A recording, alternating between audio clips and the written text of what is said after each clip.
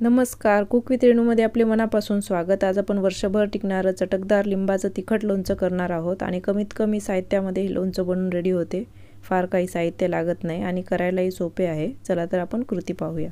लिंबाचं लोणचं बनवण्यासाठी पाव किलो लिंब मी घेतलेले आहेत आणि स्वच्छ धुवून आपल्याला कोरडे पुसून घ्यायचे आहे आणि लिंब शक्यतो असे पातळ सालीचे आपल्याला निवडायचे आहेत। आता मी लिंबांची फोड्या कट करून घेते आणि एका लिंबाचे मी 8 भाग करून घेणार आहे। तुम्हाला हवं त्या साइज मध्ये तुम्ही हे कट करून घेऊ शकता आणि बिया आपल्याला सर्व काढून टाकायचं आहे। बिया जर राहिले तर लोणचं कडवट होऊ शकते। आता सर्व लिंब मी असे कट करून घेतलेले आहेत। अंदाजे 8 ते 10 लिंब होते हे। आता सर्व मी लिंबाच्या फोडी बाउल मध्ये काढून घेतलेले आहे आणि पूर्ण कोरडे करून घेतलेले होते आपण। आता बिया सर्व मी काढून टाकलेले आहे। अशा प्रकारे मी हे छोटे छोटे फोडी कट करून घेतलेले आहे। आता आपण यासाठी मसाला तयार करूया। आता मी तवा गरम करत ठेवलेला आहे आणि अर्धा चमचा मी मेथी दाणा टाकून घेतलेला आहे आणि थोडंसं मी परतून घेत आहे आणि खूप जास्त करपवायचं नाही, अगदी थोडाच वेळ आपण हे परतून घेतलेलं आहे। आणि आता 1 चमचाभर जिरा मी टाकून आता परतून घेणार आहे आणि जिरा थोडंसं लालसर झाले की आपल्याला हे काढून घ्यायचं आहे। आणि जिरा आणि मेथी दाणा आपल्याला थोडं थंड करून घ्यायचं आहे आणि हे थंड झाल्यानंतर आता हे मिक्सरला वाटून घेणार आहे मी। अगदी फाईन पावडर मी वाटून घेतलेलं आहे।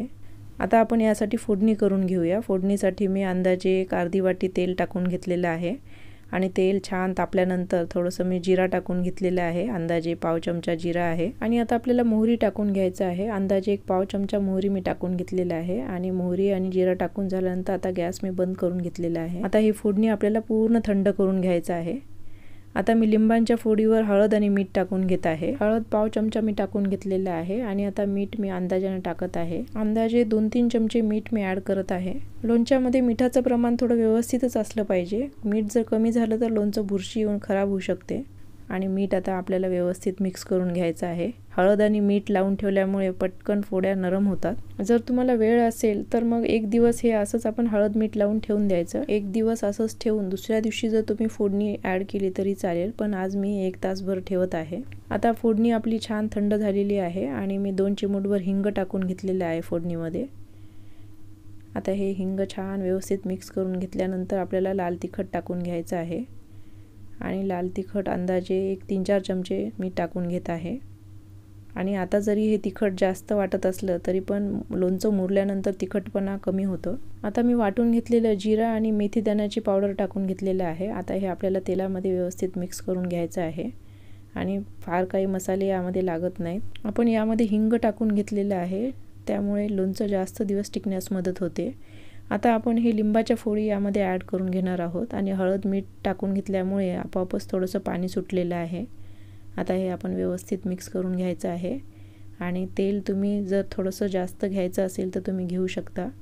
मी थोडंसं कमीच टाकलेलं आहे। आता आपलं चटकदार तिखट लिंबाचं लोणचं बनून रेडी आहे आणि हे तुम्ही काचेच्या भरणीमध्ये भरून ठेवायचं आहे। फ्रीजच्या बाहेर 8 दिवस आपल्याला हे ठेवायचं आहे। 8 दिवसामध्ये लोणचं छान मुरते आणि 1-2 वर्ष लोणचं संपेपर्यंत अजिबात खराब होत नाही।